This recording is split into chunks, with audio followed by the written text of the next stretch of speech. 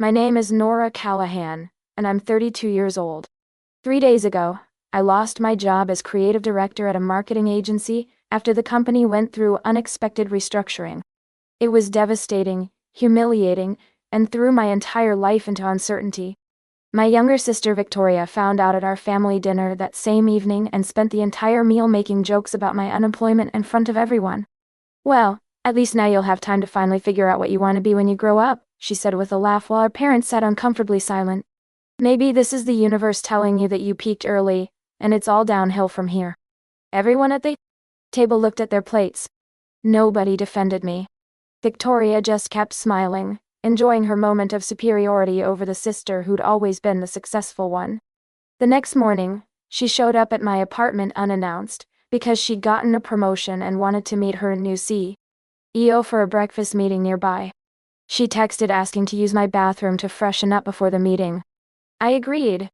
When the doorbell rang 20 minutes later, I opened it to find a man in an expensive suit, tall, handsome, clearly important. "I'm looking for Victoria Callahan," he said.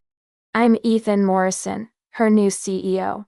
We're supposed to meet for breakfast." I smiled and stepped aside. "She's inside. Come in." "I'm Nora. By the way." Victoria appeared from the hallway at that exact moment, professional smile fixed on her face, hand extended for a formal introduction. Then she saw him. Then she saw me. Then she saw him looking at me with obvious familiarity. Her smile froze. Her hand trembled mid-extension. Her face went completely pale. Because Ethan Morrison wasn't just her new CEO. He was my boyfriend of 6 months. The man I'd been seeing quietly, without announcing it to my family because our relationship was new, and I wanted to protect it from their judgment and drama. The man who'd been supporting me emotionally through my job loss. The man who'd stayed over last night and was currently standing in my apartment wearing yesterday's dress shirt. Before I tell you how my sister's mockery of my unemployment turned into the most satisfying power reversal of my life, I need you to do something. Before I tell you how my sister's mockery of my unemployment turned into the most satisfying power reversal of my life, I need you to do something. If you've ever been humiliated by a sibling who underestimated you completely, hit that subscribe button right now. Drop a comment with where you're watching from and the worst thing a family member said about your career. Your stories fuel me. Now let me take you back to where this all started. I'm the older sister by 4 years. Victoria, and I grew up in a competitive household where my parents, both successful lawyers, measured worth by achievement. Grades, awards, college acceptances, job titles, everything was a competition, even when we didn't want it to be. I was naturally driven. Got straight A's, went to a top university, landed a job at a prestigious marketing agency right out of college. By 28, I was creative director managing a team of 12, pulling in 6 figures, living in a nice apartment in the city. Victoria took a different path. She struggled academically, barely graduated college, bounced between entry-level jobs for years. She was talented, creative, personable, good with people, but she lacked focus and discipline. My parents constantly compared us, which created resentment that festered. For years. "Why can't you be more like Nora?" they'd say to her. "Look at what your sister's accomplished at your age." I hated when they did that. I never asked to be the measuring stick for her failures. But it happened anyway, and Victoria blamed me for it instead of them. By the time I was 30, our relationship was strained. Cordial at family events but distant. She'd make passive-aggressive comments about how easy my life was. How I'd lucked into my success. How some people had to work harder because they didn't have natural advantages. The natural advantage she was referring to was unclear. We'd had the same upbringing, same opportunities, same parents. The difference was I'd been too relentlessly focused while she'd been perpetually distracted. But facts didn't matter to Victoria. In her narrative, I was the golden child who had everything handed to her, and she was the underdog fighting against unfair circumstances. Then 6 months ago I met Ethan Morrison at an industry conference. He was keynote speaker, young CEO of a rapidly growing tech company that was revolutionizing digital consumer experiences. Brilliant, charismatic, surprisingly down-to-earth despite his success. We started talking at the networking reception. About marketing strategies, about building brands in oversaturated markets, about the intersection of creativity and data. The conversation flowed so naturally that 3 hours passed before I realized everyone else had left. "Can I take you to dinner?" he asked as the venue staff started turning off lights. "Now? It's almost 11. I know a place that stays open late. Unless you're tired?" I wasn't tired. I was energized in a way I hadn't felt in years. So I said yes. That dinner turned into breakfast. We talked until 4 in the morning at a 24-hour diner, about everything and nothing. Our childhoods, our careers, our dreams, our failures. He told me about building his company from scratch, the mistakes he'd made, the lessons he'd learned. I told him about the pressure of being the successful daughter, the loneliness of achievement without connection. When he finally drove me home as the sun was rising, he said, "I'd like to see you. Again. Not for networking. Just to see you." I'd like that too. We started dating quietly. He lived in the city, but traveled constantly for work. I had a demanding job with irregular hours. We saw each other when we could, late dinners, weekend mornings, stolen afternoons. It was new and exciting, private in a way that felt precious. I didn't tell my family. Not because I was hiding it, but because I wanted to protect something fragile and new from their judgment and questions and inevitable comparisons. My mother would have opinions about whether he was successful enough, stable enough, appropriate enough. My father would want to know his business model and financial projections. Victoria would find something to criticize. So I kept it to myself. Ethan understood. "I'm not big on public relationships anyway," he said. "The media attention gets exhausting. This is nice, just us." For 6 months, it stayed that way. Private, simple, real. He met my friends, I met his. But family stayed separate, a boundary we both maintained for our own reasons. Then 3 weeks ago, everything changed. My agency lost a major client, which triggered a chain reaction of budget cuts and restructuring. They eliminated 3 positions, including mine. Creative director became redundant when they consolidated departments. I was devastated. Not just because of the job loss, but because of what it represented. My identity was wrapped up in that title, that success, that proof that I was worth something. Without it, who was I? Ethan was incredibly supportive. "You're brilliant. Any company would be lucky to have you. This is a setback, not an ending." But it felt like an ending. Especially when I had to tell my family. My parents took it stoically. "These things happen. You'll find something else." No emotion, no comfort, just pragmatic assessment. Victoria's response was different. We were all at my parents' house for dinner 3 days after I'd been let go. I'd been dreading telling everyone, but I couldn't avoid it any longer. "I have some news," I said during the main course. "My agency went through restructuring. My position was eliminated." Silence. "You got fired?" Victoria said, barely suppressing a smile. "Laid off. The position was eliminated." Sounds like fired with extra words. "Victoria," my mother said without much conviction. "What?" "I'm just clarifying." Victoria took a sip of wine, looking more energized than she had all evening. "So what are you going to do? File for unemployment? Move back home? I'm going to find another position." "In this economy? For a creative director role? Good luck with that." She laughed. "Maybe this is actually a blessing. You've been coasting on that title for years. Maybe now you'll have to actually prove yourself." My father cleared his throat uncomfortably. My mother looked at her plate. "I've proven myself," I said quietly, "for 10 years. Have you though? Or did you just get lucky once and ride it out as long as you could?" Victoria was really warming to her theme now. "I mean, let's be honest. You peaked early.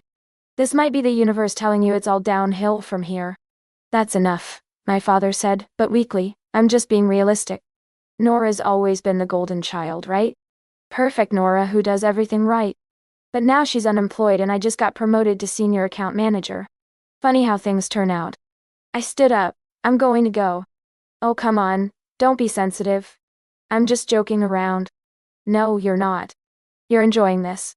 "Maybe a little," she admitted with a smile. "Sue me for appreciating a little karmic justice. You've had everything handed to you your whole life. It's nice to see you struggle for once." I left without another word. Drove home crying, furious, humiliated. Called Ethan from my car.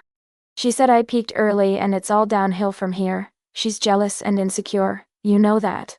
That doesn't make it hurt less. I know. Come over. Let me make you dinner and remind you how extraordinary you are. I spent that night at his place.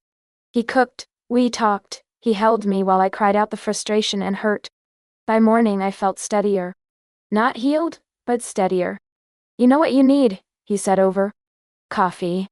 A break. Stop job hunting for a week. Rest, process, then come back to it fresh. I can't afford to take a break. The longer I'm unemployed, the more desperate you'll seem in interviews. Trust me. Take a week. Breathe. You'll find something better than what you lost. He was right. I knew he was right. So I decided to take his advice. That was 2 days ago. I spent yesterday doing nothing. Slept late, read a book, took a bath, tried to quiet the anxiety screaming that I was wasting time. Ethan came over last night. Brought takeout, stayed late. We fell asleep watching a movie. He was still there this morning when my phone buzzed with a text from Victoria. Hey, I'm in your neighborhood for a breakfast meeting with my new CEO. Can I stop by to use your bathroom and freshen up before? Won't take long. I showed Ethan the text. Your sister? He said. Yeah. She just got promoted. Apparently meeting her new CEO this morning. He went very still. What company does she work for? Morrison Digital. Why? His expression was somewhere between amused and horrified. Nora. I acquired Morrison Digital 3 months ago. It's one of my subsidiaries now. I stared at him. You're her new CEO, apparently. We looked at each other, the implications sinking in. She doesn't know I'm dating anyone. And? She definitely doesn't know you're dating her new boss. A smile started forming despite myself. What are the odds? In a city of millions. Astronomical. He grinned. This is going to be interesting. We could cancel. You could text her that something came up. We could. Or... He raised an eyebrow. We could let this play out naturally. That's evil. Is it? I'm just going to a scheduled breakfast meeting. You're just letting your sister use your bathroom. Nothing evil about that. I thought about Victoria's face at dinner, her smile while she mocked my job loss. Her enjoyment of my pain. Okay, I said. Let's see what happens. I texted Victoria back. Sure, come over. She arrived 15 minutes later, dressed professionally, looking confident and energized. I'd thrown on casual clothes, deliberately not mentioning that I had company. Thanks for this, she said, heading straight for my bathroom. This breakfast meeting is huge. New CEO is supposedly brilliant but intense. I want to make a good impression. I'm sure you will. She disappeared into the bathroom, emerged 5 minutes later with touched-up makeup and hair. Good. Because this promotion is just the beginning. I'm finally getting the recognition I deserve. She glanced at her phone. He should be here in like 10 minutes. He's coming from somewhere nearby apparently. Convenient. That away. Right? Maybe my luck's finally changing. She looked at me, and for just a second, something almost like sympathy crossed her face. How are you doing? With the job thing? Managing? Well, let me know if you need help with your resume or job hunting tips. I'm pretty good at interviews now. The condescension was breathtaking. I'll keep that in mind. The doorbell rang. Victoria jumped slightly. He's early. Eager. I like that. She straightened her blazer. Okay, wish me luck. Good luck. I walked to the door. Opened it. Ethan stood there in his suit, briefcase in hand, looking every inch the successful CEO. Good morning, he said with perfect professional neutrality. I'm looking for Victoria Callahan. I'm Ethan Morrison. We're supposed to meet for breakfast. I stepped aside. Come. In. Done. I'm Nora. Nice to meet you, Nora. Victoria appeared from the living room, professional smile fixed firmly in place, hand extended for a shake. Then she saw him. Really saw him. Standing in my apartment. Looking comfortable and familiar with the space. Then she saw me. Standing next to him. Close enough that anyone paying attention would notice. Then she looked back at Ethan, who was watching her with polite interest. Her smile froze. Her extended hand trembled slightly. Her face went completely pale.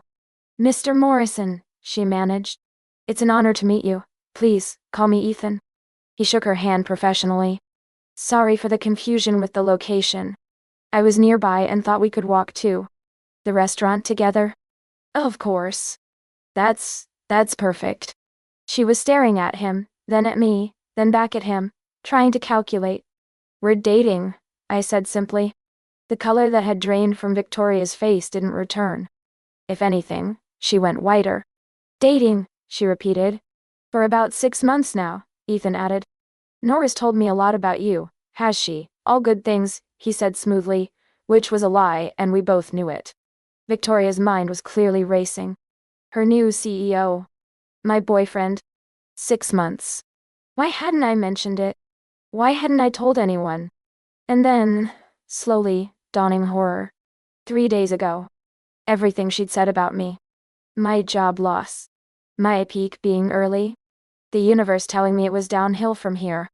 We should probably head out, Ethan said, checking his watch. I have another meeting at 10, right? Yes. Of course. Victoria was moving mechanically now, grabbing her bag, heading for the door. Have a good meeting. He smiled at me, warm, genuine. Then turned back to Victoria with professional courtesy. Ready? Yes. They left. I closed the door and stood in my apartment, processing what had just happened. My phone buzzed 30 seconds later. Victoria. Why didn't you tell me you were dating Ethan Morrison? I typed back, you? Never asked about my personal life. Too busy mocking my professional one. 3 dots appeared. Disappeared. Appeared again. Disappeared. No response came. I made myself breakfast, feeling lighter than I had in days. Not because I was happy Victoria was uncomfortable, though I'd be lying if I said that wasn't part of it. But because I realized something important. Her opinion of me, her mockery, her judgments, none of it actually mattered. I had been giving weight to her words because she was family. But family doesn't mean someone gets to tear you down without consequences. An hour later, my phone rang. Ethan, how'd the meeting go? Interesting. She was professional but clearly distracted. Kept staring at me like she was trying to solve a puzzle. I can imagine. Nora, I want you to know, I would never use our relationship to affect her career negatively. Whatever issues you two have, they're separate from work. I know. You're not petty like that. But I will say this, she spent the entire breakfast subtly trying to figure out how serious we are, whether you'd been hiding the relationship deliberately, and whether it would impact her position at the company. I died. And what did you tell her? I told her that my personal life is personal, and her performance at work is what matters.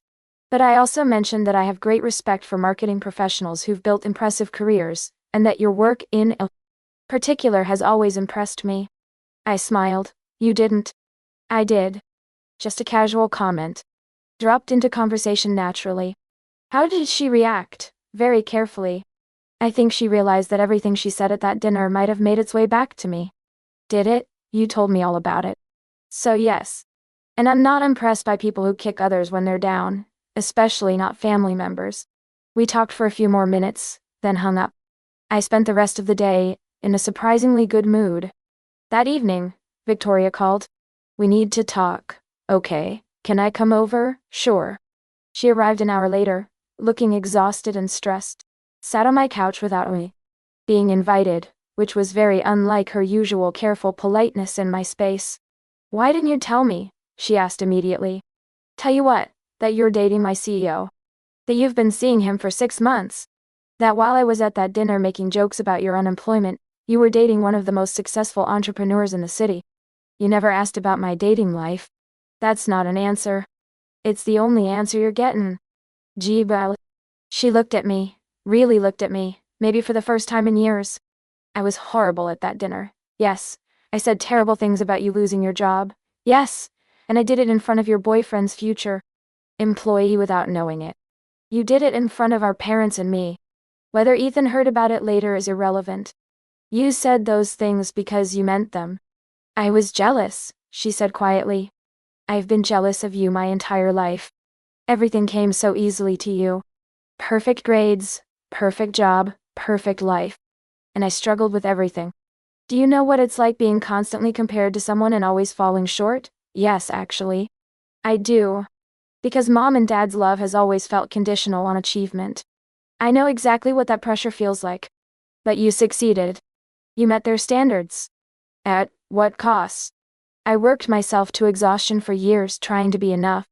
And it was never enough because there was always another goal, another expectation, another way to prove my worth. Success didn't free me from that pressure. It intensified it. Victoria was quiet for a long moment. I didn't know that. You never asked. You assumed my life was easy because it looked successful from the outside. And now you're dating Ethan Morrison, so it is easy. No. Now I'm dating someone who saw me at my lowest, unemployed, humiliated by my sister, questioning my entire identity, and still chose me. That's not easy. That's real. She stood up, paced to my window, looked out at the city lights. Did you tell him everything I said? Yes. Is that going to affect my new job? He said it won't. He keeps personal and professional separate. But he knows. He knows I was cruel to you. Yes. And you're okay with that? You're okay with me working for your boyfriend knowing I treated you like that? I thought about it. I'm okay with you facing the consequences of your choices. You chose to mock me publicly. You chose to enjoy my pain. Now you get to work for someone who knows exactly who you are when you think there are no consequences. That's harsh. Is it? Or is it just reality finally catching up? She turned back to face me, eyes red but not crying. I'm sorry. For what I said at dinner. For years. Of being a jealous, petty sister. For not seeing you as a person instead of a measuring stick I resented. It was the first genuine apology she'd ever given me. Thank you. Does this mean we can fix things? Can we be sisters again? I don't know. That depends on whether you actually change or just apologize to make yourself feel better. That's fair. She left shortly after. I sat in my apartment, processing the conversation, feeling something that might have been hope. The next week was strange. Victoria texted occasionally, checking in, asking how my job search was going. Not offering condescending advice, just asking. It felt unfamiliar but not unwelcome. Ethan and I continued our relationship as before. But with one difference, I introduced him to my parents. Properly. At a dinner I hosted specifically for that purpose. My mother was impressed. My father asked detailed questions about his business model and financial projections. Both of them were clearly calculating the social capital of having Ethan Morrison as a potential son-in-law. Victoria was invited too. She came, was polite, was quiet. Didn't make jokes. Didn't mock.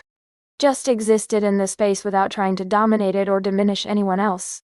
After dinner, as everyone was leaving, she pulled me aside. Thank you for inviting me. You're my sister. I haven't felt like your sister in a long time. I felt like your competition. Your critic. Your resentment. You were all of those things. I'm trying to be something different now. I can see that. Is it working? I considered the question honestly. It's too early to tell. But it's a start. 3 weeks after the breakfast meeting that changed everything, I got a job offer. Senior creative director at a major firm, better title than before, higher salary, more creative freedom. The recruiter mentioned that I'd been highly recommended by someone in the industry, though they couldn't disclose who. I had suspicions. That night, Ethan and I celebrated at my favorite restaurant. Did you recommend me for that position? I might have mentioned to someone that you were available and brilliant. That's not keeping personal and professional separate. I recommended a talented professional who I happen to be dating. That's not unethical. It would be unethical if you weren't qualified. You're splitting hairs. I'm taking credit for recognizing your value. Which I'd do whether we were dating or not. I kissed him. Thank you. You are welcome. Though I expect you'll be too busy now to spend as much time with me. Senior creative director is demanding. I'll make time. Good. Because I'm not letting you go easily. A month into my new job, I invited Victoria to lunch, just the two of us. How's work? I asked. Good. Challenging. Ethan is exactly as advertised. Brilliant, but intense. He has high standards. Are you meeting them? I'm trying. Really trying. For the first time in my career, I'm not coasting. I'm actually pushing myself. That's good. It's terrifying. But good. She picked at her salad. Can I ask you something? Sure. Do you think he'll ever see me as just an employee? Or will I always be your sister who said terrible things? I don't know. But I think if you prove yourself professionally, that becomes your primary identity at work. The sister stuff fades into background. That's what I'm hoping. We finish lunch talking about safer topics, mutual friends, parents, random city drama. It wasn't the close sisterly relationship we'd never had. But it was something. Progress. An acknowledgement that maybe we could build something functional, if not perfect. 6 months after that terrible dinner where Victoria mocked my job loss, my life looked completely different. Better job, healthier relationship with my sister, and a partnership with Ethan that had deepened into something serious and lasting. We were at his place one Saturday morning making breakfast together when he said casually, "I've been thinking about something." "What's that?" "Moving in together." I almost dropped the spatula. Moving in? I know it's a big step. But we're together most nights anyway. And I like the idea of actually sharing a home instead of just visiting each other's spaces. Yes. I'd like that too. He grinned. Yeah. Good. Because I already started looking at places. Wanted to have options ready. When I asked. Presumptuous. Confident. There's a difference. We started house hunting the next week. Found a place we both loved within a month. Started moving in together gradually, combining our lives in ways that felt natural and right. Victoria helped me pack up my old apartment. It was surreal having her there folding my clothes into boxes, asking where I wanted things organized. "This is big," she said. "Living together. It is. Mom's going to ask when you're getting married, probably. Are you going to? Eventually, maybe. We're not rushing. That's smart. She sealed the box with tape. "I'm happy for you, Nora. I mean that. Thank you. And I'm sorry it took me so long to actually be happy for you instead of resentful. People grow at different speeds. That's generous. I'm trying." The move happened over a weekend. Ethan hired movers for the heavy stuff, but Victoria, a few friends, and I handled the smaller items. My parents came by briefly, my mother making comments about decor and my father assessing the building's property value. When everyone finally left and it was just Ethan and me surrounded by boxes in our new home, I felt something I hadn't felt in years: peace. "How are you feeling?" he asked, wrapping his arms around me from behind. "Good. Really good. No regrets about combining our lives? None. You? Not even one." We stood there in our half-unpacked living room, and I thought about everything that had led to this moment. The job loss that felt like an ending. The sister who'd mock me for it. The breakfast meeting that revealed both our relationship and Victoria's cruelty. The slow, difficult process of rebuilding family dynamics that had been broken for years. Looking back now, I can see that losing my job wasn't the failure Victoria claimed it was. It was a reset. A chance to reassess what mattered, who mattered, and what kind of life I wanted to build. And Victoria's mockery, as painful as it was in the moment, forced a reckoning that needed to happen. It exposed the dysfunction in our family, the resentment that had been festering, the inequality that we'd all pretended didn't exist. Her face going pale when Ethan walked into my apartment wasn't just about embarrassment. It was about confronting the fact that she'd been wrong about me, wrong about my life, wrong about what success actually looked like. Last month, Victoria got promoted again. Earned it through actual performance this time, not politics or luck. She called to tell me, her voice cautious, like she was afraid I'd be resentful the way she'd once been. "That's amazing," I told her. "I'm proud of you. Really. You've been working hard. You deserve it. Thanks, Nora. That means a lot. We're not perfect sisters. We probably never will be. Too much history, too many patterns that still try to resurface. But we're functional now. We can have conversations without resentment poisoning every word. We can celebrate each other's success without it feeling like a competition. And when Mom and Dad try to compare us like they always have, we both shut it down now. Together. Your worth is not determined by your job title, your relationship status, or your sister's opinion of you.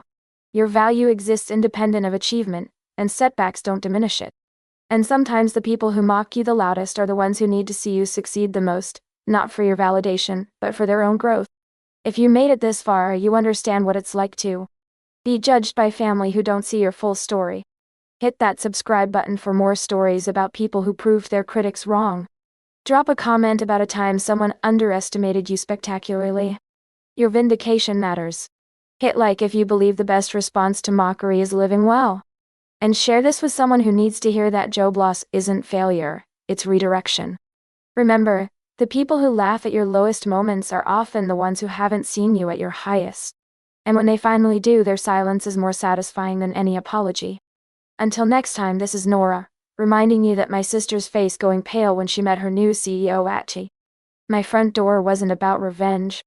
It was about reality finally catching up with assumptions. And reality has a way of humbling people who mistake circumstances for character.